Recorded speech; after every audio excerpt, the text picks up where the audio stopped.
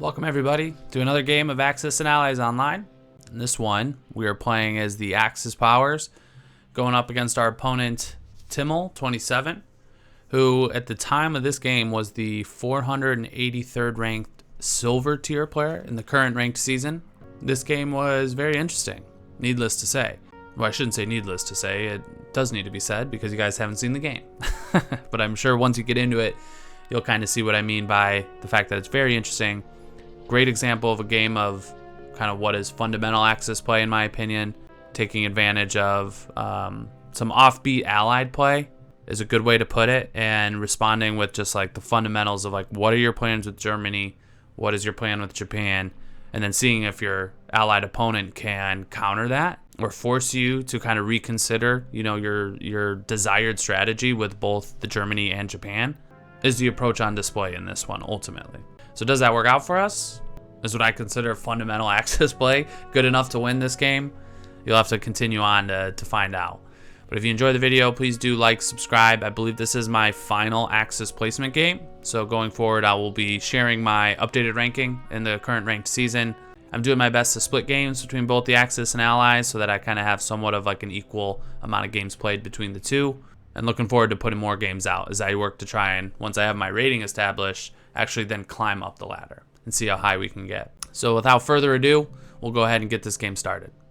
Taking on the Axis here with Germany, round number 1. Let's take a look at what the Russians did with their first turn. They bought 2 tanks, 4 infantry, 2 tanks into Russia, 4 into Caucasus. And then interesting battle, they just sent, I think, 16 units into West Russia. Is that roughly, yeah, 2, 11, 14, yeah, 16 units. They just hit West Russia. They did not hit Ukraine at all. And combat-wise, they obviously cleared the territory very easily. Only lost 1 infantry. But a very interesting round 1 for the Russians here. So they only hit West Russia. So what does that mean? Well, we have all of Ukraine intact. Importantly, the fighter and the bomber. So we're now playing a game with an extra fighter bomber and an extra 4 land units and a tank. So we can get a little creative with it, and there obviously are a few options here. The first one is to slow play it. We can kind of take our gains here, you know, look to kind of maneuver our stack in a way where we can stack Karelia or, you know, put serious pressure on the Caucasus. That's option number 1, and that's a boring option. And option number 2 is total fucking chaos. And that's the one I think we're going to go for. At least in our attacks that we look at pulling off here in round 1. And I'll get into that in the combat moves. First, for the purchase, I don't think we get too crazy with it. It's not like we're just going to buy a stack of tanks here, because I think we're about to spend a shit ton of resources in these battles here. We're going to basically hit West Russia and Egypt. So we are going to need to reload and repurpose our frontline forces very quickly. So I'm inclined to lean towards a huge infantry buy.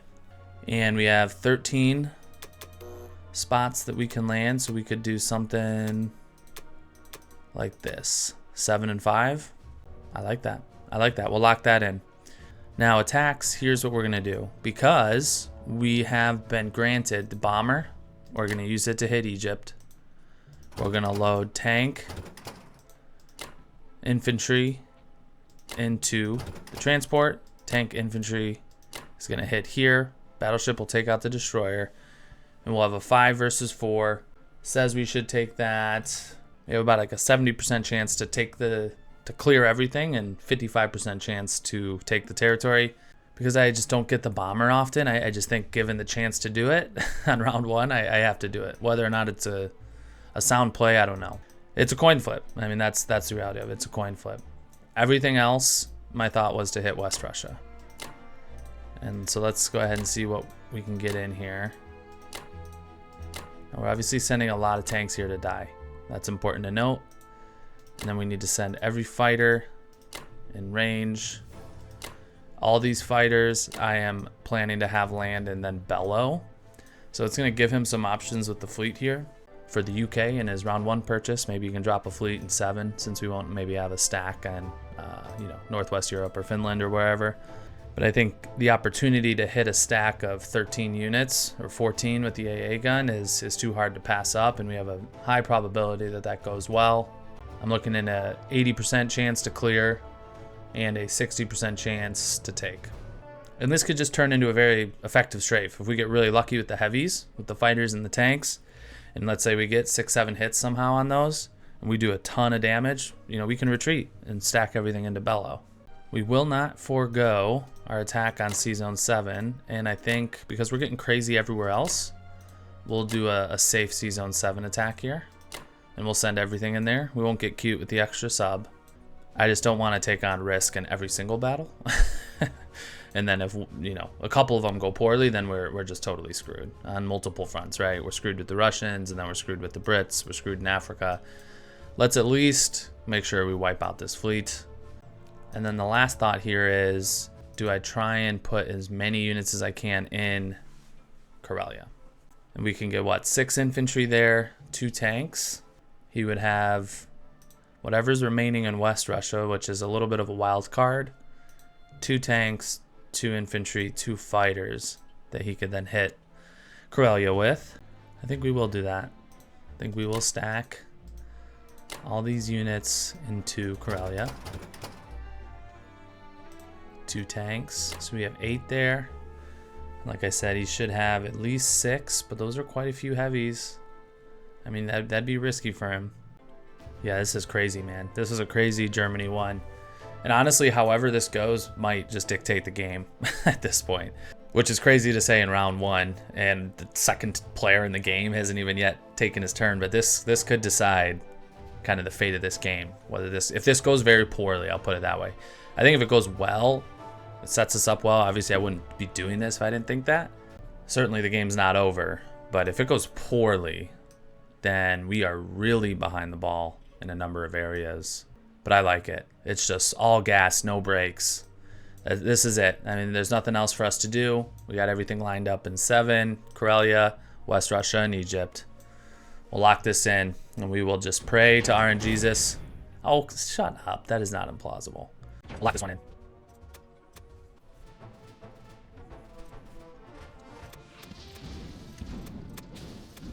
Well, I would absolutely horrendous. Do Egypt first. Nice, that's good. Oh, 2 hits. Yeah, definitely pressing. Nice.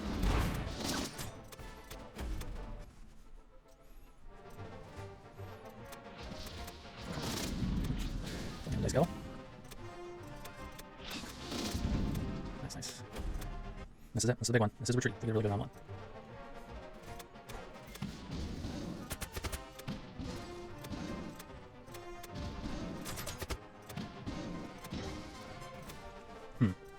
It'd be silly not to press on, right? Oof, let's go. Alright, well, I mean, overall combat I think was okay.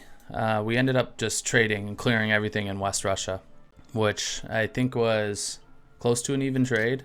I'd have to go back and see the tape. Maybe it was, maybe we lost like 3 IPC in that. But again, I think with the Russians, with the Germans, that's a trade we can make. We can afford to make. The only bummer about it is it opens up this 1 tank to step through and hit Karelia now. So that attack is a little bit more enticing for him to take. But at the end of the day, that's not like a brutal result. I'm pretty happy with that relatively. The question then is, what are we going to do? So we'll come back to the fighters. We'll bring those 2 infantry up. I'm going to send 1 infantry into Ukraine. These other infantry will move up into Southern Europe. Bomber will come back to Libya. These guys will swing in. My thought is to send 2 units up and 1 into Poland. Tanks into Poland. I think we'll send the infantry into Northwest. At least for now. We'll send this north. This into Germany. These 2 fighters. I'm thinking we can land these on Northwest. I think we can get 1 fighter here, right? I think that's fine. I don't think he's going to land and try to hit that. And if he does, he's going to need all this air, which means the transport and those cruisers and the subs all survive. So I don't think he'll do that. These other ones then will go ahead and land in Bellow, I think. I think one of them has to, right? So the question is do we send all of them? So what can he hit Bello with? This also is a dag of not taking West Russia, but we knew that was a risk. He has 3 tanks and 2 fighters that he can run into this stack in Bello. I don't think there are any additional land units we can get into Bello. Maybe some tanks. Tanks from Germany, I'm assuming. Didn't we have tanks in Germany? Oh, we did, and we moved them to Corvellia. Okay. I don't think we had any other tanks that we could get there. So do I like my odds against 3 tanks, 2 fighters versus 2 infantry, 3 fighters? I wish I had an AA gun I could throw in there. But I think we'll have to encourage him to try and do that and just hope we get lucky. I don't think leaving the 1 fighter to die is a better move than leaving them there in a little mini stack. I don't know. I'm a little 50-50 about this. I'm not sure if this is the right play here. But we got 3 fighters rolling 4s. I mean, we should do some damage. We got some infantry to take a couple hits. All right, we'll just let it roll. We're playing on the edge this game. If he's going to hit that and we get screwed, that is just, unfortunately, what the dice gods have in store for us. That'll do it, though. Then we'll close the non-combat. We'll get everything we can into Germany here. And then the remaining 2 infantry in Italy. And that is going to do it for Germany 1. So very, very interesting first 2 turns. I kind of like Russia. Going with something a little different has already spiced this game up. So from here on out, we're in uncharted waters. You know, we had a Russian opening that was not the 12-9 attack. I am guilty of just doing that basically every game. So this, our opponent here, Timel27, he has really spiced this one up already in round 1. I love it. We'll see you guys back for Japan, round 1. All right, let's hop into it. Japan, round number 1. British last turn went ahead and bought 2 subs, 3 infantry, and a fighter. And where did they mobilize that? It doesn't look like it was here. Oh, there they are. So we put 2 subs and 8, 3 infantries, 1 fighter as the cruiser there. The 2 subs is an interesting purchase, to say the least.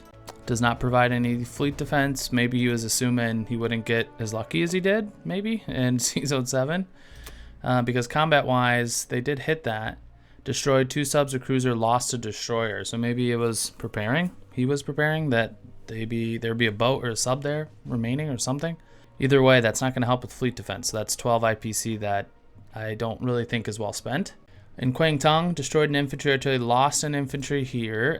C-Zone 61 destroyed the cruiser carrier, or destroyer carrier with his cruiser, and he didn't use his carrier. It looks like he used his fighter. Destroyed transport of ours, and that's it, really. Yeah, that's all he did attacks-wise. Looks like he's given us Africa, and that's pretty surprising to me. I would have thought the fighters... Well, where is the other fighter? Did he lose a fighter? Oh, well, we killed it. Duh. So instead of sending the fighter and the infantry at the tank, which I thought was a possible play, he's gone ahead and not done that. And now we have a transport actually available to us from Italy. Another turn, unless he's going to send the 2 Russian fighters at the battleship. But it's music to my ears if he does that.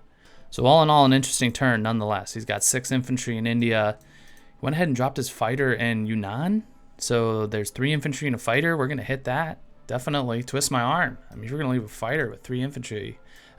Yeah, that'll do it. We're going to take a swing. See if we get lucky. That's kind of it for UK. So Japan, I don't think we need to reinvent the wheel here. I'm going to get 2 transports and a fighter. We won't need the additional 2 units, so I'm not going to spend it. We'll bank that IPC for next turn. We can use that on an IC probably in one of the territories that we control. We could look at getting maybe like a bomber or something next turn and then reload the 3 transports that we'll have. Then we'll have a full turn between the Philippines and Japan for the transports we will have. So we'll lock that in. We're going to do Pearl Harbor. I always do Pearl Harbor. Not always, but I really like to do it. And I think in this case, we are not in any sort of exception given the way things have gone. I think we just want to play nice and sound Japan 1 play. So we're going to do Pearl Harbor. I think we need to hit, let's just go ahead and send everything right now into Yunnan. We want to hit that fighter, get rid of the British fighter. That means we might not be able to step into Burma, but that's okay. I'm not too stressed about it. You can't blitz anything or use that territory. 2 fighters into Yunnan as well. Or maybe not 2, but I think that is the best choice. Those 2 can land here or in French Indochina. And then we can send this fighter into an attack on Kwangtung. So I send 2 infantry with the fighter there. And then I think I'll send 1 infantry into Buri, and then 2, 4 with the fighter into Anhui. It's a little slippery. It's a little slippery, but we can make it a little less slippery by moving at least this battleship and this carrier will go into 61. That carrier has to stay there for the time being. And then we'll take an artillery and an infantry, bring them here, and then drop them into Yunnan. And then I'm just thinking where these transports will mobilize, likely in 60. I don't think there's a way to hit 60, assuming we take out this fighter here. 1, 2. So maybe we'll leave the destroyer there just to be safe for now. In the meantime, we'll send the battleship in with the fight in 61. And I don't think the destroyer is needed. It's just a cruiser. So we should be able to hit that and absorb the hits with the battleship. That should be fine. I like it. I think this is going to be everything for Japan. So let's lock that in and let's throw those dice, baby.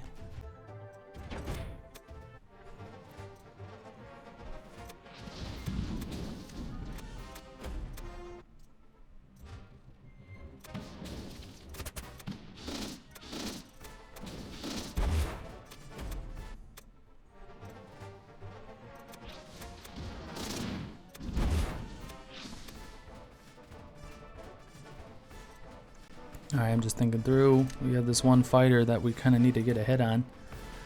Do I just retreat? And if I do... I mean, we can't retreat because we have to bring everything anyways. So, yeah, we might as well take the carrier. So let's not do that. Just hope he gets a hit.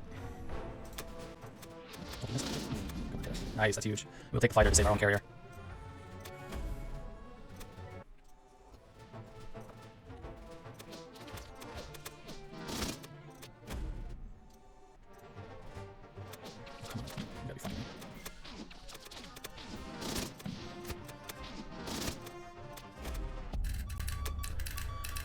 Alright, well, overall I think combat was pretty good. It was not good in Anhui. We lost 3 infantry against their 2, and we got very close to not taking the territory.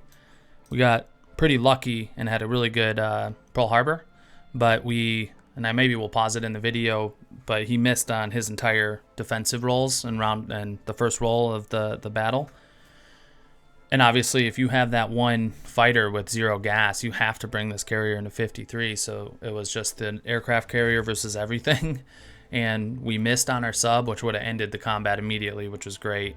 And then he hit on his aircraft carrier, which allowed us to take the hit on the fighter, meaning this aircraft carrier is now not in range of getting hit here. I think that's the right move. Obviously, this cruiser and this sub are likely to die, but so be it. I'm going to send this bomber into Wake Island. And yeah, the battle in Yunnan went well. So we were able to take out the stack there and those fighters. I think we'll send this here. And then we'll send this fighter to Manchuria with this fighter. Send this guy up from Malaya. And then do we move the destroyer here in 51? Nothing can hit 50. So that's very nice. We don't have to worry about that. All right, we'll close our turn with Japan there. We will mobilize our fighter and our 2 transports. And then we will plan to see you guys back for Germany round number 2. Round 2 with the Germans. Let's take a look at what the United States and the Russians did last turn. US bought 1 carrier, a cruiser, 2 destroyers. They went ahead and hit 53 and has officially split his forces with the US. So it looks like he put, let's just take a look, carrier destroyer on the west coast and then cruiser destroyer in Sea Zone 11. Very interesting. So we will need to deal with that. He might turn these UK boats around, join with his Pacific fleet. I'm I'm glad we didn't buy an extra transport and instead got a fighter last turn. That will help with him trying to hit Japan with the US. It'll help in our fleet defense. So that foresight of potentially them going KJF, or at least sending some boats towards Japan, has paid off initially. No other attacks for the US. Did not move his 2 transports with the units in Canada though. That must have been a mistake, because that obviously takes them way out of place. They cannot participate in any, productive actions next turn for the US. But nothing else to really note on their end. They did stack, quote unquote, Sinkang. They have 2 infantry and a tank there now. And then we'll take a look at what the Russians did. They purchased 4 infantry, 2 tanks. So another 2 tanks for the Russians. Looks like they hit Ukraine, and that was it. Destroyed an infantry, put an infantry in West Russia. Have 3 infantry, a tank, and Archangel, along with the British fighter. That's pretty juicy. We might think about hitting that. But we'll get into all that with the German turn here. My purchase in round 2 is going to stay pretty conservative. I think we'll spend at least one more turn getting some walls of infantry going. So we are going to buy an infantry and artillery for Karelia. We'll buy an infantry tank for Italy. And then everything else, all other infantry, which will be 5 infantry, 3 artilleries, will go into Germany, and we'll look to push those guys east. Eventually, we're going to get to a point where we can start building some more tanks, maybe some other bombers or fighters. But right now, I think it's important to just pump as many infantry and artillery units onto the board as we can. We might even do another turn. Obviously, we'll see how things are when we kick off round number 3. For now, this is what I think is a good approach. The infantry tank will go into Italy because he did not take out our battleship or transport. So we have that alive in 17, and we will take advantage of that. So I'm thinking what we'll do here, we'll send this tank here to French Equatorial Africa. My other thought here was to go ahead and get these 2 infantry, land them in Transjordan, bombard 1, 2 with the bomber, and then it'll be 3, 4, 5 can land back in Italy if we wanted to, or Germany for that matter. So we'll take Transjordan there.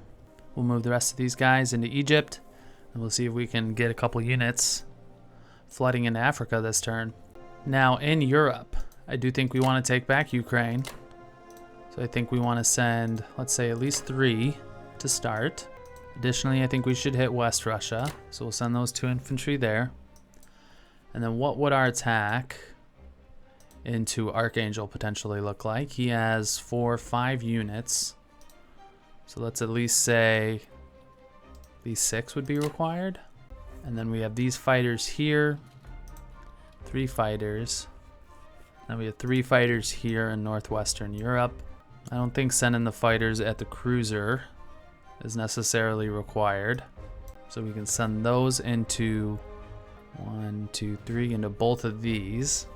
So why don't we send 2 into West Russia, 1 into Ukraine, because they have an artillery in Ukraine. They do not in West Russia.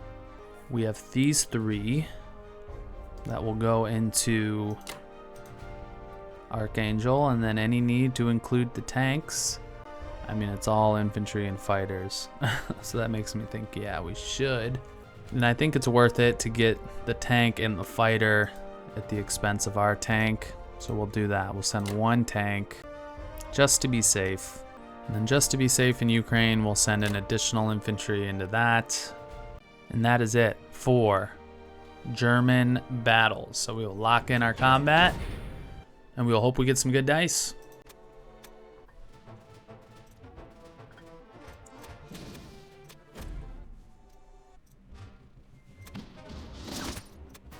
Very nice, very nice.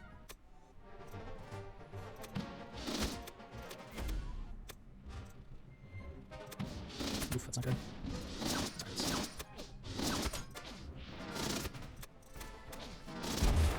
Alright, could have been worse. Alright, combat could have been worse. Wasn't amazing in Archangel. We took quite a few hits. So we went in with 6 infantry, and we only have 1 remaining. We do have 1 tank. We didn't need the tank, I guess. Although it might have been critical in some hits. You know, you never know with that kind of stuff. I believe Karelia is a good spot for the fighters. So those that can hit, we'll send there. We'll send this into Karelia, the AA gun. We will send 2 artillery and then 3 into Poland. Then we will send...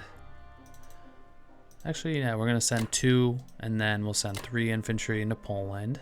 He only has the 1 transport in range, so I don't think having these 2 infantry in Northwest makes the most sense because he can bombard, land, and throw fighters at that. So that's just a juicy target. He will be able to land in France, but we should have plenty to hit that.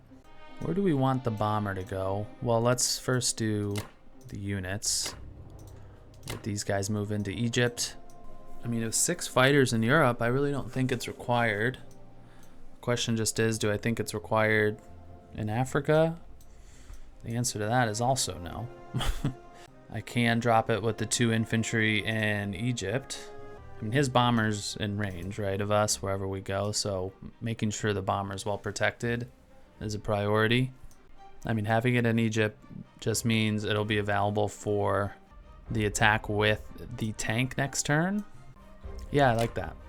And it is safe from all fighters. These Russian fighters cannot hit. The only thing that can hit is this bomber. There are no transports in and around this area as far as I'm aware.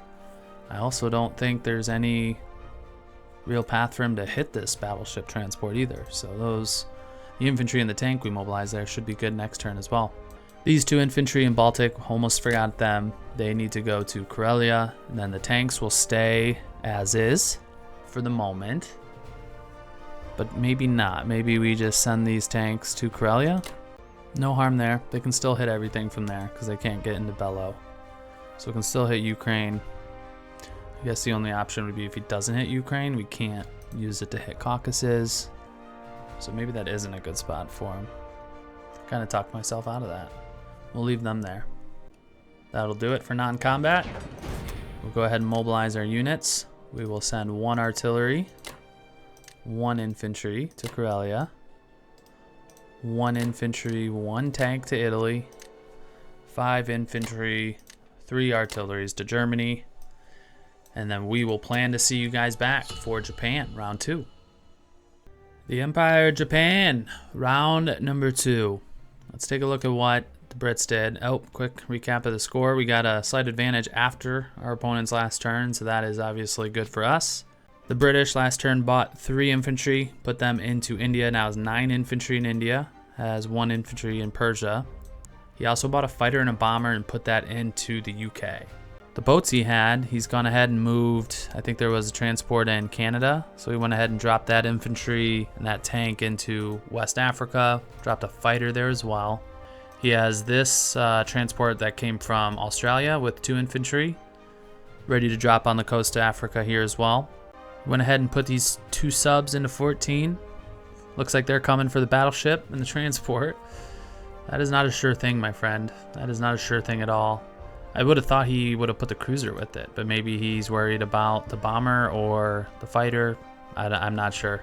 I think you'll need more than 2 subs to make that at least a high probability outcome. Not saying he can't, of course, hit it. He shoots before we do. That's the thing with the subs, since we don't have a destroyer there. We'll deal with all that on the German turn. Really, none of this affects Japan too much, except for the 3 infantry in India, but I'm not honestly too worried about India. I think we are full bore and going for Russia. There's no reason not to. To support that, I want to get an IC. We'll put that in Manchuria. We'll get 4 infantry, 2 artillery, reload our 3 transports that we have in the Pacific, and then we'll hold off on aircraft and boats in lieu of the IC. And then next turn, maybe we buy an extra destroyer, fighter, bomber, or something. The good news with the American fleet is we have it covered at the moment. We have 2 battleships, 2 carriers. They only have 1 of each. Does have an extra destroyer on us, I believe. But that extra destroyer obviously is not the same thing as extra fighters, extra battleship. So we're not in like a holy shit, we need to maintain parity with the US just yet. We can wait to do that next turn. If it's required, we're going to lock in that purchase. We'll bank the extra 4 IPC for next turn. Combat, I think, is pretty straightforward. Step into Burma with our 1 infantry. He can only hit us with a unified. Well, he can hit us with 2 fighters there as well. So how many guys can we get here? I think I'll just send them all. 3, 5, 6. And then each of them either 2 infantry, 1 fighter, or 1 infantry, 2 fighters. That is not a fight I think he should take. We can step this guy into Soviet Far East. Or maybe not, because I don't think I want to land anything with my transports there. We'll put all the transports into 61, and then we'll determine what to do with the IC there. Honestly, I'm happy if he keeps his 4 infantry here in Yakut like this, because that means they're not pushing back on the Germans. And Russia is very, very thin on infantry already. Everything else I think will be non-combat. There's nothing to do with the bomber here. Yeah, all this will be non-combat. So that's going to do it for our Japanese attacks. Lock that in. We'll let the dice fly.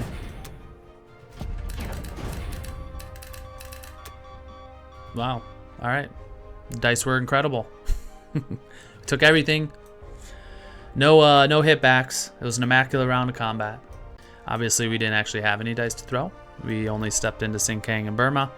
We'll get our planes here reorganized. Now, I think we're going to go ahead and just throw all the planes. Yeah, we want the planes on the carriers, actually, I think.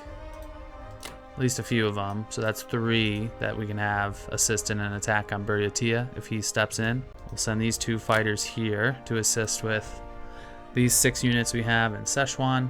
This transport will grab the units off of the Philippines. Get them onto Yunnan. Tank. 3 infantry into Yunnan. Destroyer can come in with the fleet. This fighter on the... Oh, did I have a fighter on Japan last turn that... Oh no, I bought one. Thought maybe I didn't use it in any attacks or something. Yeah, we'll put it on the fleet. And that's going to do it for Japan. So we'll close our... Let me just double check. We got everything off the mainland. Yes, all right. That's all good. IC into Manchuria. 2 artilleries. 4 infantry into the mainland. And we will plan to see you guys back for Germany round number 3. Germany round number 3. Take a look at what the Allies did last turn. United States bought 1 aircraft carrier, a fighter, 2 transports. Put the transports in 11. Aircraft carrier, 2 fighters into 56. So we will have to turn around and deal with the fleet that he's moved. The American fleet he's moved into 52. Obviously, that's now threatening Japan, Philippines. That is something we'll deal with on Japan's turn. The U.S. didn't do much else outside of that. He's got 2 infantry and a fighter in Kazakh. Repositioned his fleet off the coast of Canada, so now those are in range of France and Scandinavia. But he's kind of losing a little bit of sight of kind of what he's doing here. He bought 2 transports, but he has no units for them next turn. So these 2 transports are going to sit idle. These 2 transports, after they drop, well, I guess that would be next turn. He could build enough to fill those transports. But this is a really good kind of example of why splitting between the Pacific and the Atlantic is hard to do. Not only is it just from like a number standpoint, it's really hard to get enough force to really push Japan or support pushing Germany. It's just hard to afford it. You know what I mean? Like, you can't build quality boats in either or get enough units to get enough transports going. So it's just really hard to do. It's not impossible. I've done it successfully. I've seen others do it to me successfully. You can do it. It's tough to do. It's tough to organize. But that's it for the Americans. The Russians went ahead and bought another 2 tanks. So he's continuing to buy tanks with the Russians, 5 infantry, and then stepped into Buryatia in the east here.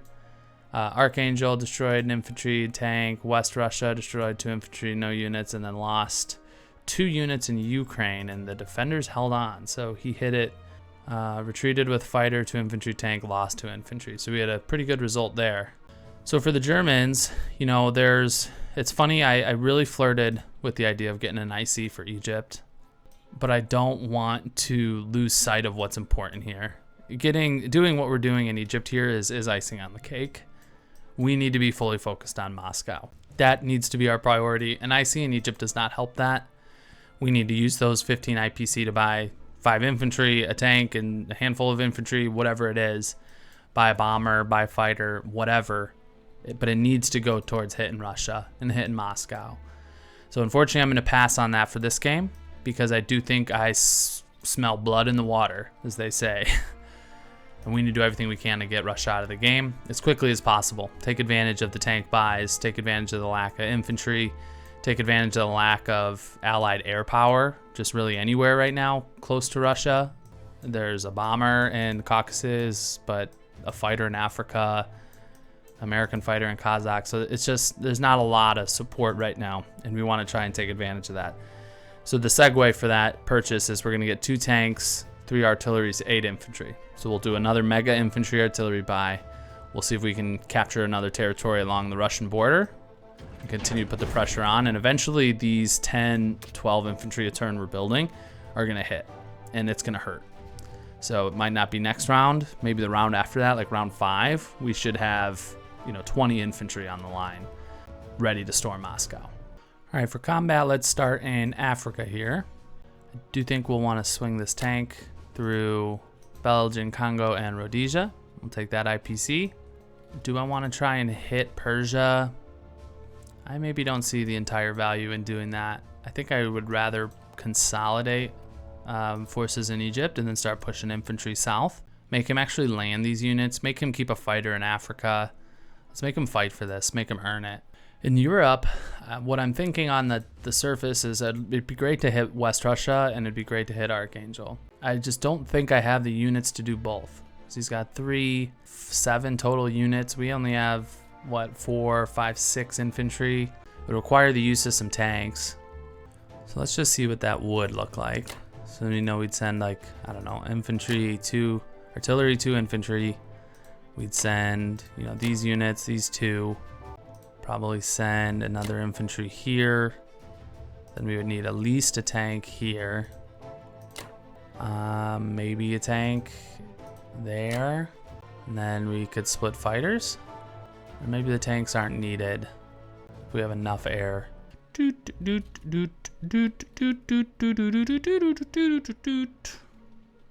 I don't think this tank is needed at least. So we can at least cancel this tank. That at least gets us to 4 land units. So we'll at least try that. But let's say this would be 2 fighters, maybe 3 fighters. Oh no, maybe not. Let's do 3, 2, so we can have a 3rd here. And I think we can get the bomber in on West Russia as well, which means maybe we can take the tank. I would really like to not, okay, why can't you cancel? Thank you. Really like to not use the tanks. We don't have a lot. We honestly don't. We have 4 tanks on the board right now. We'll get another 2 next turn at the mobilization, but we're lacking in the tank department as the Germans. Eventually we'll probably need to maybe do a bulk buy. We'll see. But I think I like this. I think this accomplishes what we need to do. I do believe 1, 2, 3, 4. Oh, that's nice. 1, 2, 3, 4. Nice. Yeah, the bomber can land in Poland. And then I'm thinking these 5 fighters in Karelia may need to come into northwestern Europe, and we might want to stack that. He's going to have 4 boats, maybe 6 with the cruiser here. Obviously, the UK can build boats. Or maybe not. We'll see. I mean, eventually we're just going to have to turn around and fight the Americans and whatever. I mean, he doesn't have a regular flow of things going. I don't even think sinking the boats and the transport's going to do much. Just take air off the board. So maybe we won't do that. But combat-wise, I think this is everything. This transport's going to be non-commed, so those units can't do anything. And that'll do it. All right, we'll lock it in and let the dice fly.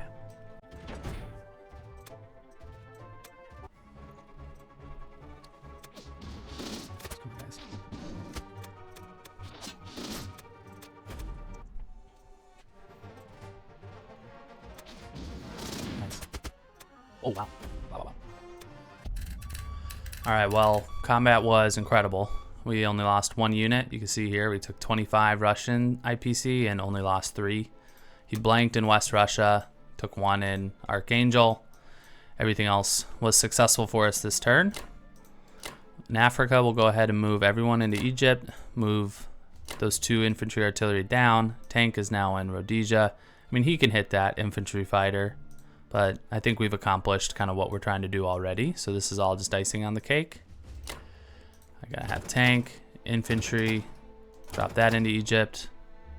We'll continue moving all these units north. We'll have another girthy Germany. So assuming, yeah, you know what? I'm not gonna stack the coast here. I'll let him land and then we'll fight back. He has 4 units he can land with that we need to be prepared to hit. And we'll have 2 in Italy, and then we'll have, what, 9 in Germany? So that should be plenty. The 2 in Italy is just to, you know, if somehow this transport survives, like if he gets really unlucky with the subs and the bomber on the battleship, we'll be prepared. And those infantry ultimately will probably need to be in this area anyways, if we're going to start fighting off landings. Now the question I have is, do we send all 6 of these units into Ukraine? I think so. This is just max aggression. We might want to keep the tanks in Poland, or maybe honestly we bring them to, thinking of bringing them to Bello, just to be safe. Not that I think he would send those, and honestly those fighters at the tanks, I would actually encourage him to do that. So actually we'll leave those tanks open because I kind of want him to consider hitting that, and we can actually land our fighters in this stack as well. I might do that. We can send all our fighters there, and these 2 infantry can continue into Karelia, and then we're gonna move everything to the east. So we'll send 2 artilleries, 1 north, and we'll send 4 units, 3 north, or 2, or whatever that is. So a very successful turn with the Germans. Go ahead and close our non-combat. 2 tanks we know will go into Germany, 1 artillery into each of these, 1 infantry into each of those as well. And then we'll have 7 infantry, 1 artillery with the 2 tanks in Germany. That will close the German turn. 50 IPC, which is amazing. Getting into Africa has really given us quite a boost with the Germans. Take a look at what the score looks like. Yeah, we have quite a lead already. What is this, 40 point attack power lead? And to be frank, state of the board, we have an advantage. Just got to make sure we don't squander it. His real play here is to try and get something going with the Americans to slow down Japan, but I don't think he has enough boats to do that. We'll have enough money. We now have an IC in Manchuria, so we don't have to stress about shipping units from Japan every turn. We can build a couple boats and just build infantry in Manchuria to at least keep our presence felt on the mainland. So I don't see a path there, at least very quickly or very soon, for the Americans to really put a dent in it. Sure, maybe you can take the Philippines with your 1 transport, but doing that means you've lost a transport. We'll take that back pretty easily, I believe. But we'll figure that all out with Japan next turn. But we had a nice advantage here. We'll see if we can convert this to a win. We'll see you guys back for Japan, round number 3. Japan, round number 3. See what the British were up to last turn. They bought 2 fighters and a tank. Interesting purchase. They have seemed to just completely neglected the Atlantic theater and the European theater and are all in on going after Japan now, I guess. Yeah, I mean, I was looking for mobile. Yeah, 2 fighters and a tank to India. All right, well, looks like he's pivoting to a KJF in round 3, which I think is a good thing for us, to be honest. I don't think we'll have any issue dealing with that, and it buys Germany a lot of time to really put the pressure on Moscow, so I think that's a good thing for us in the grand scheme of things. They did go ahead and take back some territory in Africa, stepped into Equatorial Africa, Sea Zone 17, UK1, destroyed our battleship transport. Oh, finally it's gone. But we now have, what, 6, 7, 8 units, German units in Africa. We'll probably just pull them out at this point. I'll probably look at retreating all these guys through the Middle East, and maybe we can get a stack here in Persia that either threatens India, but ideally is pushing north into the Caucasus or Kazakh to get pressure on Moscow. If we get Moscow out, the game's over. So for Japan, we obviously have this American fleet in 52 we need to deal with, or at least acknowledge and see what we want to do with. He's got a carrier and 2 more fighters en route. He's got a nice stack in India now. Purchase-wise, we're going to get 3 units for Manchuria. I think that is my initial thought. I'm going to get 6 more units to reload these transports in 61. And then with the 10 IPC we have left, my thought was to get a fighter. It's between a fighter or a destroyer. In order to use the transports though, it's important to note these need to end in a coastal territory. So they either need to end in 62 or 61, meaning we drop in Yunnan or we drop in, Manchuria or maybe Buryatia, right? We can always just grab units, drop them here and start taking some territory up north. Not a bad play. Might be a play we take. But I highlight that because if they're in 62, they're not in 60. Meaning the fleet is likely to stay with the transports and they're not here to defend the Japanese coast from this one transport and the Americans in 52. Is that something we need to worry about? I don't think so. If we have 6 units and a fighter against 2 infantry, 2 fighters, is that a big deal? Probably not. And we can even land some of these fighters back into Japan as well. Really just making sure that that's not doable in any way, because they're not necessarily required on the fleet, because he can't hit the fleet. There's no threat on the actual fleet. These can be used to protect Japan. So my inclination is to pretend like nothing's happening. Buy the fighter, drop the 3 or 6 units here in Yunnan, build 3 units in Manchuria. That's what I'm inclined to do. My other question is if we just have a rogue transport in 62, is it safe? The British bomber in India, 1, 2, 3, 4. As long as we take Buryatia, it is safe. Oh no, it's not. 4, 5, 6. So we actually can't do that. Cannot leave that transport undefended. And we can't leave the transports in 61 undefended. So my thought then is to split this fleet between 61 and 62 so that we can drop 1 transport with 2 units into Buryatia just to take that guy out and then be in a position to take this territory. These 3 guys must go to Moscow. There's no way that he can leave those there. And then we split the battleship between these 2.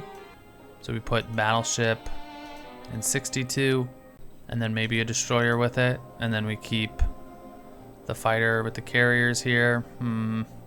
This is where having another destroyer would be nice, just to absorb some hits. The fighter is very multi-purpose though. It participates in defense of the islands and being able to fly and hit the fleet, while also being able to provide support on the ground and with the infantry. Destroyer is very one way, right? So that's why I'm inclined to do that with the fighter. We could probably just take our chances with bomber versus battleship. I mean, we should win that, obviously. But he could get lucky. He definitely could get lucky. Battleship destroyer to be safe, and then he'll have battleship carrier here. We could absorb 1 hit with the battleship and we'll definitely get at least 1 hit. That's the play. I like that. So we'll stick with this purchase. 1 fighter, 7 infantry, 2 artilleries. We'll lock that in. Attacks, we are going to hit Kazakh because I think getting this stack of units in the fighter, why not? I mean, if you're going to give me free fighters, I'm going to take them. We'll send the bomber at that. I'm inclined to send these 2 fighters as well. And do we want to send the tank? I really don't think it's required. I really don't. So we'll save the tank. We'll keep that in Szechuan next turn. Keep that in Szechuan. Such a hard word to say for me. Szechuan. Sally sells Szechuan down by the seashore. A little bit of a mouthful.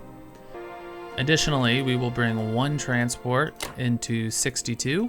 We will take an artillery, an infantry, we'll drop them in Buryatia. 1, 2 with the fighters into Buryatia. Let's say we're going to send at least 2. Those can land in Japan or on the fleet.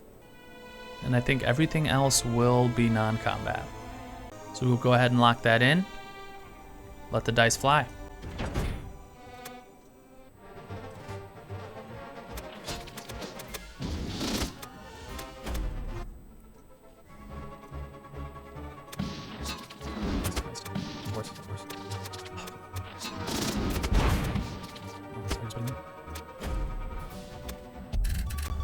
Alright, well, combat was mixed.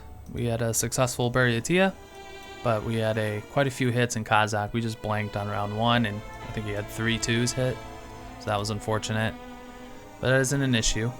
I'm thinking we'll send the fighters and the bomber into Szechuan.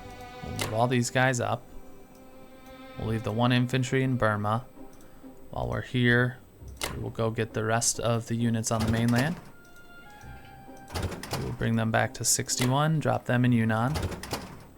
We will move the destroyer and the 1 battleship into 62. We'll have battleship, aircraft carrier.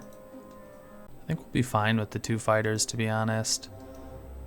But they're in a better position here, so I'm gonna send 3 there. I'll send 1 back to Japan. Then we'll have 2 fighters, 6 infantry. That'll be 8 versus his 2, 4, 5 at the bombardment. That should be plenty. That should be plenty. All right, that's gonna do it for Japan. We'll go ahead and close our turn here. Just realizing I could have took Sinkang as well. I just totally spaced on that. I was so gung-ho about hitting this stack in Kazakh. That's a bummer. That was free IPZ because we didn't probably need all those land units. We even got a bad dice. We still have 2 remaining. So that's unfortunate. But we'll send 1 infantry, 2 fighters into Manchuria, 5 infantry, 1 artillery into Japan, 1 fighter into Japan, and that will close our turn with the Empire of Japan. Let's take a quick look at the board along with the score. We now have still like what, a 45 attack point advantage. That's great. And state of the board I'm pretty happy with, right? Obviously India doesn't look like a nut will crack anytime soon, but I'm not even trying to hit India. I'm really focused on trying to push all of these guys to Moscow. That's really all we're focused on. We'll pull back from Africa. This was nice while it lasted. I don't feel like I need to trade units in Africa. That seems like a wasteful use of units. And he doesn't have enough on Germany. I mean, these 4 American units aren't going to do anything. He can land them in France and Northwest or send them to Scandinavia. It's whatever. We'll either wipe it in France very easily, or you can have that IPC in Scandinavia. It's not critical for what we're trying to do with Germany, and I think it's only a matter of time till we have odds on Moscow. Maybe round 5. We'll have to see. We'll have to see how it goes. So we will reconvene, and I'll see you guys in Germany, round number 4. Germany, round number 4. Take a look at what the Allies did last turn. The U.S. went ahead and bought 5 infantry, 1 battleship, and a sub. Battleship and the sub went into the western U.S. Maybe a couple infantry there. Put 4 infantry in the eastern U.S. to pair up with these 2 transports. And went ahead and stacked their fleet into 52. They also landed in Norway and Finland. We'll have to figure out if that's something that we want to try and deal with as the Germans, or if we'll just kind of let that go. With Japan, we'll likely want to consider addressing our fleet parity with the US now that they've bought another battleship. So now we are on par with the major capital ships, and we're a little behind on the smaller, less capital. I don't know what the other word is, but like boats like the destroyers we're a little behind on. So we'll likely need to address that with Japan next turn. But that is a problem for Japan. The Russians, on the other hand, they went ahead and bought 6 infantry and 1 tank. So he just refuses to not buy a tank. He went ahead and vacated the Caucasus, which is great. I would love to start trading that. I don't think I have enough to stack it, but maybe we do. We'll have to look at the math there. They hit Kazakh, lost 2 infantry doing that, so that's great. And then Archangel, they lost an infantry, so that's awesome. We're hitting on the defensive, which is great for the Germans. Now for Germany, I think it is time to take the gloves off. We've been real cute. We've been real soft and real tender, just buying bulk infantry, maybe a handful of artillery. Enough's enough. We're gonna buy 5 tanks, 4 infantry, 2 artilleries, just to kind of keep that pipeline going. We don't want to fall too far behind in regards to the infantry artillery count. We have a couple infantry in Italy now that we can no longer ship into Africa, so we'll have 2 extra heading to Germany this turn. So it's kind of like we got 8. We got an extra 2 infantry this turn. And then we'll look to map out our combat. But this is the general idea. We're going to get 5 tanks. We bought a couple last turn. Our tank count will then be up to 4, 6, 11. We have 6 fighters and a bomber. That's a pretty sizable core of heavy units that we could deploy, ideally on Moscow, let's say in round 6, if all goes well. We'll lock in that purchase, and then let's talk about our combat. Now, my initial thought here was to just try and hit all 3 of these. Now, with how many and what is the question. Japan can take out Kazakh next turn. We have 6 units there. I'm wondering, so by the time the Russians have another turn, we can have let's say 5 units, Japanese units in Kazakh. We could have 6 units in the Caucasus, and then we could probably spread these out and just try to take each of these light. So what would that look like? 2 artilleries, 1 artillery, 1 infantry, 2 infantry, and then we can split all the air. Is it that easy? Then we send everything into Caucasus. Is it that easy? Is the question. Is it that easy? 3 fighters into each of those, and then we have bomber. And I think we would want the bomber hitting the tank. I mean, I don't see a reason to not like that. I think we'll go with that in Europe. Let's take a look at what we have options-wise elsewhere. Africa, I am thinking we're going to take that territory, and then we will stack maybe everything in Anglo-Egyptian Sudan. And the only reason I say everything is just to assist in ensuring all these units survive. Now, we'll immediately lose most of those territories, but that's not the point. The point's not to hold Africa. So we'll non-com them into Egyptian Sudan just to give us some meat on them bones, as they say. But we'll figure that out in non-combat. We will at least take that IPC in East Africa. Yeah, and I think this is pretty good. I don't see any reason to not do this. I just hope I'm not blowing my load too early. That's very vulgar, but I hope I'm not trading these territories in a way I shouldn't, and I need to be looking to stack it. And I think that's something I struggle with Germany, is kind of compiling enough infantry. Like, I'm buying 10 infantry a turn, but I'm trading 3-4 of them every turn, when instead I need to be stacking 10 to 15 infantry in a territory and then stack it with the tanks and that 10-15 infantry to hold it, to hold the Caucasus, to hold West Russia, because trading them is a losing battle, especially once the British and the Americans get going. So we're kind of lucky that, in my honest opinion, the British have been a little misplayed to this point, and we haven't seen a British unit in Europe this entire game. I think this is a good approach, and we're going to lock it in before I talk myself out of it. Let it fly. It's in God's hands now.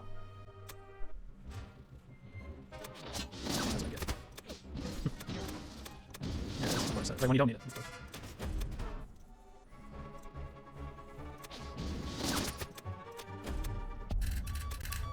All right, I mean, combat was great. I was way over dramatic with the level of risk and going light, quote unquote. We were not going light in any of these, and odds are you're not going to roll hits on all your units. So we really weren't at a risk, I think, of not taking these territories. It is funny though, in Archangel, we had kind of had a bad round 1. He also had a bad round 1 on defense. But of course, round 2, we hit everything. We hit like 7 things. 7 of our dice hit. And that always happens when you don't need it. Like, it never happens when there's 7 units on the board and you hit everything and you go 7 for 7. It's always, I need 1 hit and now I get 7. It's just the way the cookie crumbles. So what are we doing here stack-wise? Well, I think we'll move these units from Poland, these 6 units into Ukraine. We will move these units into Karelia. I'm thinking we'll also move these 3 tanks. We will move that AA gun into Poland. These 2 tanks will go to Karelia. These infantry will move into Germany. Artillery will go into Poland. 3 infantry north, 3 infantry east. And then I think we'll stack all the aircraft in here. Bombers and fighters into Karelia as well. Karelia is not under threat of anything other than these 2 units from Finland, which is totally fine. And in Africa, like we discussed, we are going to move all of our units into Anglo-Egyptian Sudan and then see how things look next turn in regards to our Africa core. Easy peasy, good stuff. Stop the non-combat there. We will go ahead and put an artillery and 1 infantry into Karelia, and then everything else will go into Germany. 5 tanks, couple infantry, and we are now ready to party, baby. We can close our mobilization with that. We're not quite ready, probably next turn even, to take a shot at Moscow. We're maybe a couple turns away. Give us a couple rounds, and I think that'll be where we're at around round 7. We'll see if I'm right. We'll see you guys back for Japan round number 4. Japan round number 4. Take a look at what the British did last turn. They bought a destroyer, a cruiser, 2 infantry, dropped the destroyer cruiser into 7s. They are finally getting their Atlantic fleet going. 2 infantry, I'm assuming, went into India. Yep, looks like they did. Combat wise, they took Belgian Congo, and then they did a battle in Burma, destroyed an infantry. Now Japan has a couple things. One is this India Corps for the British is becoming a little girthy. So he previously also had quite a bit of units there, but he's starting to push out with them. So we're gonna have to deal with that, which means we're gonna unfortunately need to stop landings in Yunnan probably after this turn. And that's for 2 reasons. One is we'll probably spend these units here to hit this stack of 3 infantry. I'm sure he'll hit back with another stack of like 3 infantry because he's trying to break out into Thailand in those areas. And he's gonna try to put the squeeze on us with the Americans coming from the east. Americans have let me just close this. They have a battleship and a sub en route to reinforce the fleet they have in 52. So we will have to deal with that, but I don't think we need to fully focus on trying to maintain parity with this fleet, like boat for boat. And that's for a couple reasons. One is the onus is on him to come to me. So my strategy is going to be to protect Japan. He only has 1 transport, which is great. So he has 1 transport, only 2 infantry. There's not even artillery with that. So his only chance to take a territory like Japan, which we will defend, of course, will be to provide overwhelming air. So as long as we have enough to deal with that, deal with these 6 units, he can bombard with a battleship. He'll have another one he'll be able to bombard with. We'll have to continually kind of do the math on that to make sure we're not giving him a good shot. But because we're likely going to need to now stack and keep units in Japan, means we likely won't be dropping units into Yunnan. So this will probably be the last turn that we look to shuck, at least for the time being, shuck troops off of mainland Japan into the continent. So purchase-wise with Japan, I'm going to go ahead and try and do essentially 1 more round with kind of the current setup. That's going to be 7 infantry, 1 artillery. We'll see if we have a chance to move any of these infantry we mobilize in Japan. Then I'll go ahead and buy 2 subs. Subs will go into 62. And from there, whatever they decide to do with the Americans from 52, his options really are essentially either hit Japan or hit the Philippines.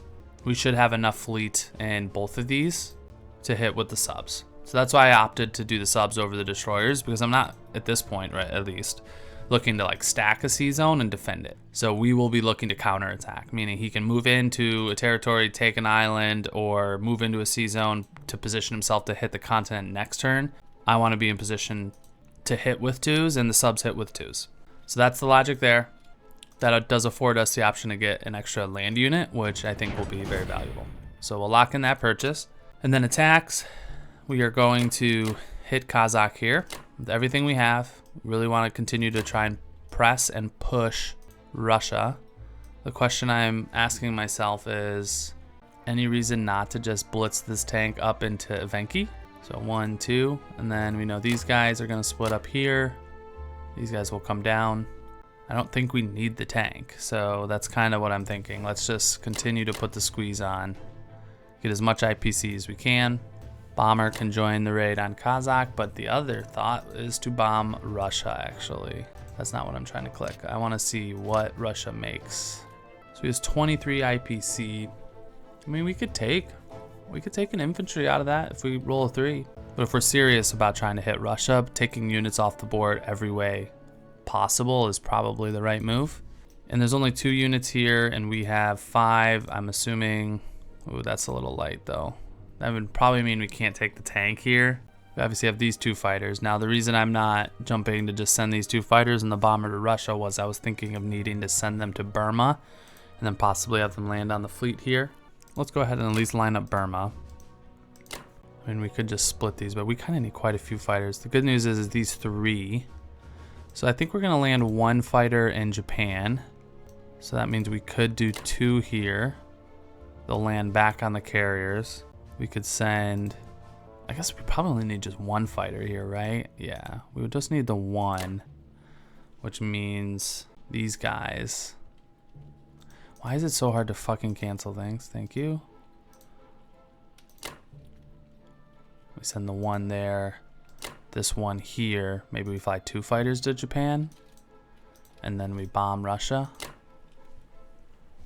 I hate that we have to put fighters in Japan. It's such a dag. They're not doing shit over there. I mean, they are. They're defending Japan, which is probably the most important thing it could be doing. I mean, this will have to do. Unfortunately, we have to get a little defensive with Japan, right? Germany's the one that has free reign.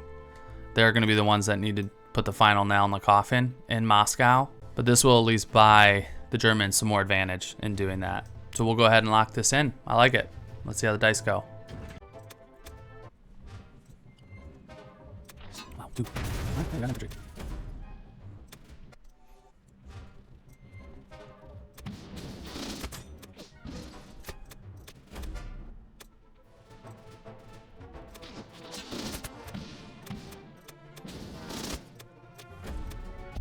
Alright, combat was good. We did 3 IPC damage in Russia. Now, this bomber unfortunately needs to be protected, which means we probably need to send them to, what is this, Sanway? Yeah, the 3 infantry. That means this fighter, 1, 2, 3, oh, he can land on the carrier too. So we can actually land all these guys on the carrier. The only thought would be to have them here to support the troops that we are going to land there. So let's go ahead and load up this transport, Yunnan. And these 2 come back, grab these 4, Yunnan. I do feel like I've kind of messed up the Germans. Similar, I think I mentioned in my last turn, I'm doing too much trading and not enough stacking. We're not in a position to really stack, so I need to really think about reevaluating my strategy there. Because I don't think I mean, maybe we can stack West Russia next turn. I mean, yeah, we definitely, but if he had played this correctly with Russia, you know, he'd have many more British air, some more American air, and he wouldn't have 4 tanks. These tanks would be, what, 8 infantry? That's a big advantage to us. That's kind of how that played out. It's kind of allowing us the mistake in regards to how I think we played Germany. We'll see if we can take advantage of it. Now these boats can join the main fleet. And then I was thinking of sending these 2 fighters to Japan. We'll take one of these fighters, put them on the boat. Put 2 into Yunnan. I think that'll be fine. It's a little overkill in Japan, but better safe than sorry to have those fighters there. All right, that looks good. That will close Japan's turn. We'll go ahead and mobilize our 2 subs in the Sea Zone, in the Sea of Japan, I believe that is, in 62.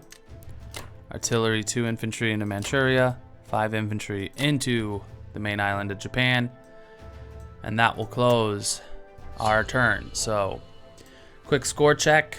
We are, attack power wise, in a very good position. We have about a 60-point attack power lead.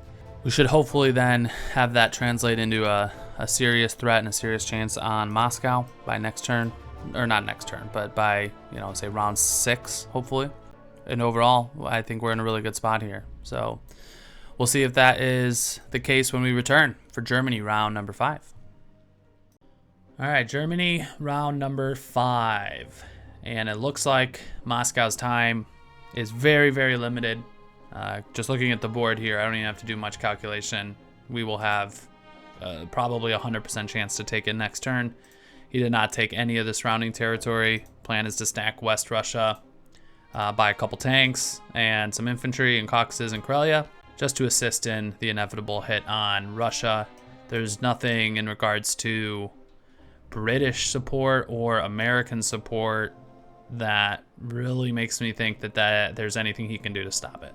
Let's take a quick look at what the Allies did anyways last turn. They bought 3 infantries, a tank, 2 transports, and a sub. Looks like he put the subs in, or 2 subs, in 56, transports in 11. He only has 1 transport in the Pacific. So they did hop down into New Guinea, put a destroyer in Manila to protect that fleet, moved the battleship and the sub up into 52. All this is just too little too late. The single transport's not enough. It's just simply not. Obviously, Japan's no longer a threat, so we can continue to shuck units off Japan. Well, I guess it is from 49 actually. So this, we actually do have to have to factor that in. But we could also block ourselves, right? We could put a destroyer there if we really feel like it with Japan, and then move everyone off the island. I don't know. Those are Japan items that we don't need to be thinking about right now. The Americans also took the units from Scandinavia, dropped them into France. So we'll obviously want to hit this back. The Russians, on the other hand, didn't do much. They just bought 7 infantry, repaired a... They didn't need to do this, actually, because they had... Well, I guess they did, actually, yeah, because otherwise they would only have been able to build 5, I think. Yeah, so never mind. So they had to repair a couple points to max out their IPC. They're down to 11 IPC, I believe. So next turn they can buy, what, 3 units? But it's not going to matter. They can buy 3 units. They can fly every fighter and British bomber in range. It's not going to matter. Moscow will be ours at our next German turn in round number 6. Between now and then, purchase-wise, just to get us started, I was going to get 2 tanks for Karelia, 2 tanks, infantry, artillery for the Caucasus, and then I'm probably thinking, and you know what, just to make this even, I'll probably just get 7 infantry for Germany. I think that's probably the simplest approach. And actually, let's not do that. 1, 2, 3, 4, 5, 6, 7. Let's actually do split that, and then we'll get 1, 2 artilleries, and then 4. So we get 1 less unit, but I'll have a couple artilleries here. I do need to just quickly calculate and think if we're at any risk of losing Germany. I mean, that's always the thing you end up blundering. He dropped 4 American units in Africa. Dude, do you not realize where the battle is? Who gives a shit about Africa? I think he's kind of lost the plot here in this game. He's not doing anything to defend Russia, and if we get Russia with the Germans, the game's over. There's nothing you can do to hold India. I don't know. It's a very interesting play with the Allies this game. Very interesting play with the Allies. We'll go ahead and lock our purchase in here, though. I think that is good enough. We'll leave all this territory for the Japanese. I don't think there's any attacks for Germany. My one thought was just to blitz through Scandinavia. I don't think the only one that could hit are those. So honestly, 1 tank's not going to make a difference here. That IPC also is not, and that's probably more important to get Russia. We'll at least send 1 infantry into Finland. Start taking that back. We obviously want to hit France, so let's hit that with everything we got. I think the bomber can participate, and then still hit Russia next turn. Fighters, unfortunately, are a little out of range on that. We'll have to leave them in Karelia. That should be plenty, but just to be safe, I'll send 1 tank. You know, just to be annoying, just to be a dick. I'm gonna send 1 tank here. That tank's gonna die, but it'll steal that IPC for us. And then we'll retreat with the rest of our Africa Corps. And we'll consider that tank sacrifice as a nice little bow on top of our Africa excursion. Beyond that, everything else will be non-com into West Russia. So let's go ahead and lock those battles in and let the dice roll.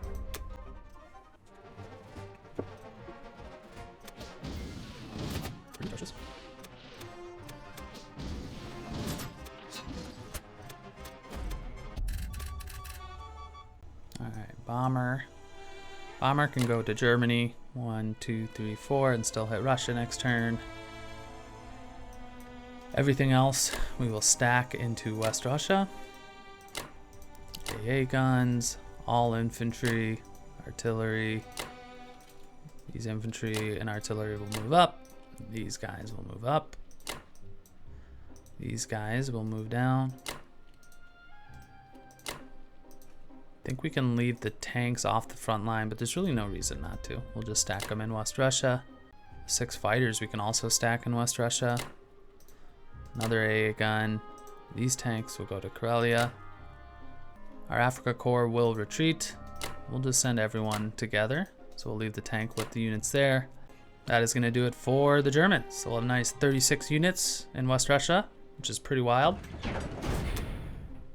We will put 2 tanks in Karelia, 2 in Caucasus, artillery, infantry as well.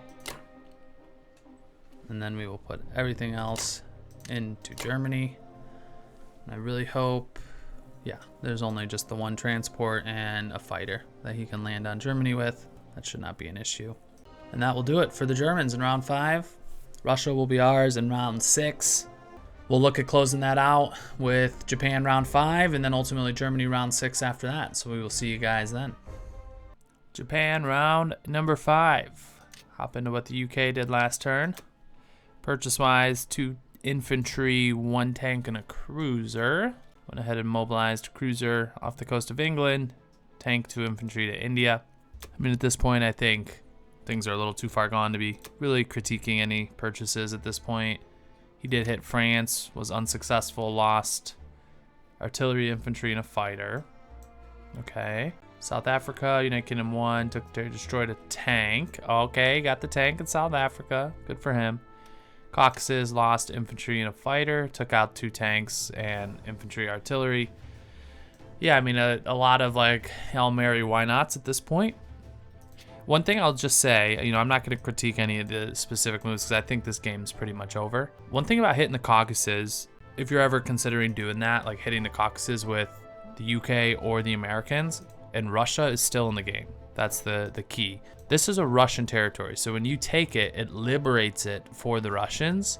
As far as I'm aware, you do not get that 4 IPC for the British, and it is not gathered until the end of the next Russian turn. So between you taking it with the British, in this case, I guess with the Americans, you would never have to worry about it because you'd liberate it and then immediately the Russians would get the benefit of those IPC. But you liberate it with the British. If Japan can take it back, then Japan, you're giving money to Japan, right? So we took it with the Germans. We got 4 IPC for the Germans at the end of our German turn. Then the British take it. They don't get 4 IPC. That goes essentially into the end of the next Russian turn since it was originally a Russian territory. And then Japan, in this example, in this case, will take it, and then Japan will get 4 IPC. So I essentially have gotten 8 IPC out of taking the Caucasus with the Germans, or keeping it with the Germans, and then taking it back with Japan. So this is a flawed play with the UK specifically in this example, and there's other examples you can kind of point to throughout the game, but this is a really good point to make because it basically gives me 4 free IPC with Japan in this case. Now obviously the exception to doing that would be, well, are these 4 units critical to do something? In this case, is it critical to take Russia? No, they're not. We can still take Russia. We don't need those 4 units. So it really just gives Japan 4 IPC. But you kind of get the idea of what I'm trying to go with. If we can take back a territory immediately with another friendly power before that original country can recoup or, procure the IPC from the territory, then you're just giving away IPC. So it's something worth highlighting. Again, I don't think he's thinking too critically at this point in the game. He's probably just like, you know what, I can take it, I can hit it, why not? But I feel like it's worth highlighting. It's a very small nuance to like the order of operations between the different countries and something you should be aware of, right? Because we're just going to take this with Japan, and now not only does Japan have this IC, which honestly is probably even more of an issue, is that you're giving Japan the opportunity to take this territory, and now Japan has an IC right on Russia's doorstep, right on the doorstep of India. Something to very much be aware of, both that and the exchange of the IPC and how that IPC is procured and distributed at the end of any country's respective turn. Well, enough chitter chatter with Japan. Purchase wise, I'm trying to think of what it is we want to do. So our fleet, I believe, is not quite at parity with the US fleet. The question is there anything that we want to do about it? I don't think so, because I'm not worried about, honestly, the US doing anything. The furthest the US could go is, 37. We could still hit them from the fleet in 61. So we'll probably just move these subs into 61. Ask him if he's going to try and hit that. Maybe we'll hit the destroyer in 48. Now let's do this. Let's just start with kind of filling out the IPCs, the ICs. So we can fill out the Manchuria IC, these 3 transports in Japan, and then we can get ourselves an extra bomber. Kind of like that. Let's go for it. I don't think we need to overthink this. 7 infantry, 2 artilleries, 1 bomber. We'll lock that in. Gonna send 1 sub at the destroyer, 1 fighter from here, 1, 2. Then these fighters can all hit as well. We'll go ahead and hit the Caucasus, I think, with everything. And then we will go ahead and take these territories because why not? Did not hit Burma. I don't really understand kind of the logic here, but If he's not going to hit Burma, that's fine. So be it. That means 1, 2, and then 3, 4 to get back. Going to send this bomber. 1, 2, 3, and then 1, 2, 3. I mean, it's overkill everywhere is the short of it. I guess just to be safe, we'll send the fighters there just to give them something to do. And that's going to close our turn with Japan and all the combat we're going to do. So we'll lock that in, roll the dice.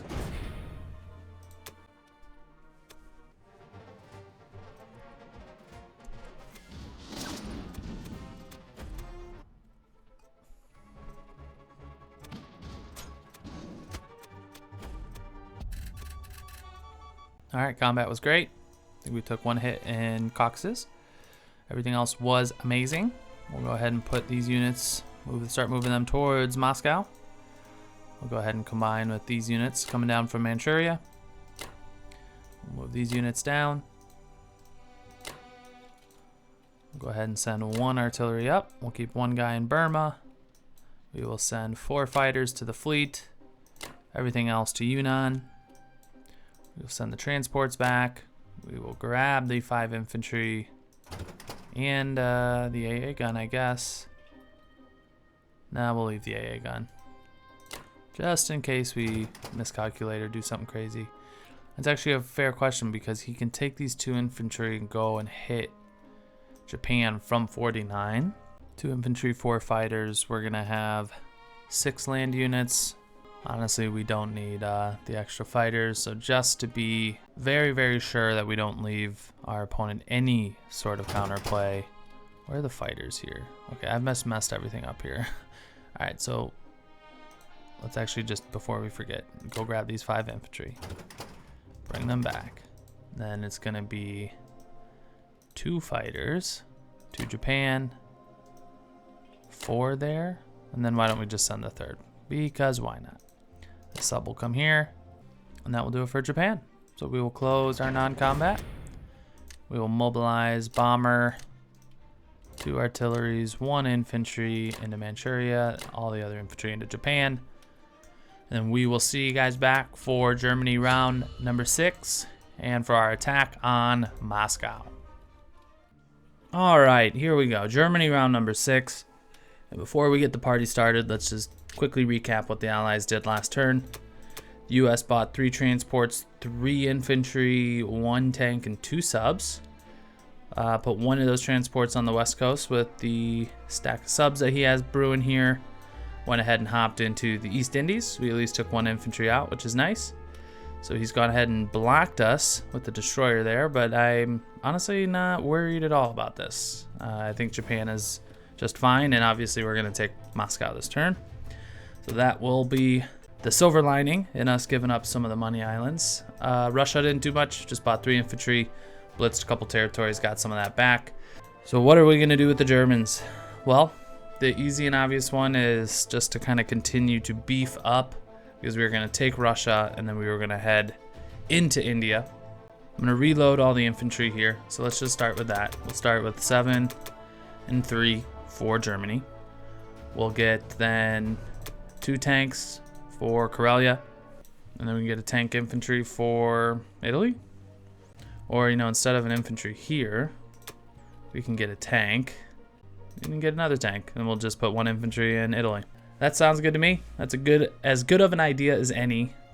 You know, one thought I have actually before committing to this is, what if I drop a fleet in C-Zone 10? Maybe we do that next turn. I mean, we're gonna have a shit ton of money, so we'll consider doing that next turn. Combat is pretty straightforward for us. All right, these tanks are gonna blitz and then hit Moscow.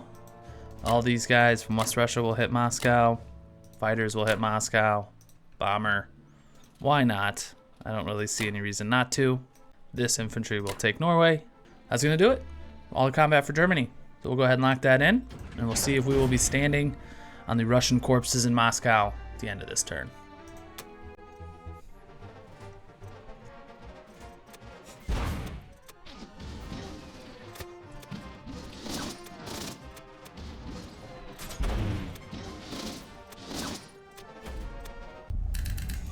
All right, and Moscow is ours. I act like we didn't know that that was gonna happen. That was very obviously going to be the result there. So now we will take all these units we have here on the front line, start pushing them towards India. We'll land bomber and fighters in Caucasus. I don't think they're at risk. Yeah, 1 tank and a couple fighters, whatever. That is not an issue. He has these units that he can hit France with and Italy. I could look at stacking it. I think just for simplicity's sake, I'm going to put everything in Germany and then we'll just fight back. We'll go ahead and hit whatever he hits us with. We can actually send a couple fighters back. I mean, we can just put them in Poland. I don't think anyone can hit us in Poland, actually. So let's send 3 fighters with that. We'll send 2 with the stack in Caucasus. Egyptian units will move into Transjordan. We can go ahead and move, let's see, 4 of these guys. We'll leave 2 infantry there, and then we'll build 10, 11, and then 13 up there. I like it. Close the non-combat there. No need to overthink everything here. 2 tanks in Karelia, 2 in Germany, all the artillery, infantry we can fit, and then a single infantry into Italy. That will close the German turn. And we have an incredible 71 IPC, which is insane. So we will be able to build a monster 8 units next turn, and yeah, India will fall within a turn or 2 if we don't have a resignation from our opponent. And we might not even use that IPC in Russia to go after India. Honestly, we probably have more than enough to take India, especially with Japan, right? I forget I have, what, 6 units already there with the Japanese, so we will likely consider dropping a fleet. See if we can just bang out. We could put, 10 boats in the water here in Sea Zone 5. See if we can hit England, take England out of the game. We'll go ahead and close our turn here with Germany, and if our opponent continues on, we'll see you guys for Japan, round number 6. And there it is. Our opponent has officially thrown in the towel.